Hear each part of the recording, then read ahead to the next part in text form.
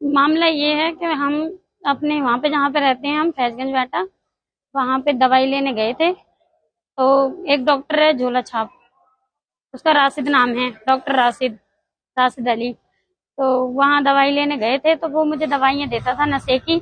उसकी दवाइयों की मुझे लत लग गई थी, नशा देता था वो, नशा दवाइयों में। तो मैं खा लेती थी, मुझे नींद नहीं आती थी रात को बिना दवाई के। मैंने उसे कई बार फोन करा था, उसने मुझे नंबर दिया था कि अगर कोई दिक्कत हो रात रात तो मुझे फोन कर लेना, बता देना क्या बात है।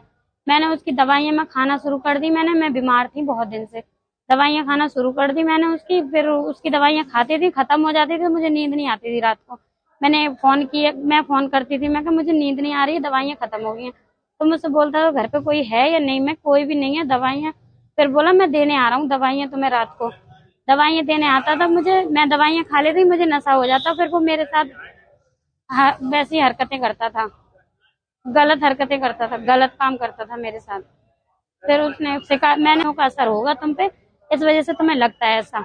हमने मैं कुछ नहीं करता हूँ तुम्हारे साथ, मैं कोई बात नहीं, मैं ऐसी सहती रही। मुझे पता चल, मुझे एक दिन मैंने अपने देवर को बताई, जब मुझे पता लगा तो मैंने अपने देवर को बताई। तो देवर को बताई मैंने, मेरे देवर के पास उसने वीडियो डाल दी, फोटो डाल दी, उन्होंने वो डिलीट कर दी। फिर उन्होंने फांसी खा ली, मेरे देवर ने फांसी खा ली, आत्महत्या कर ली, आत्महत्या कर ली मेरे देवर ने। फिर कहाँ करता था ये?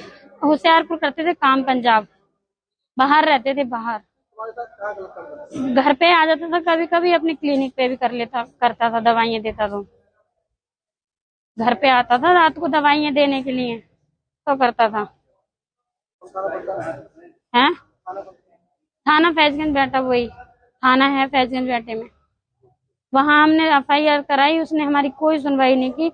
और फिर उल्टा आरोप मेरे पति पे लगा दिया उसकी चाची ने, डॉक्टर राशिद की, कि ये मेरे घर में घुस गया, बलात्कार किया, मेरे पति को फंसा रही है।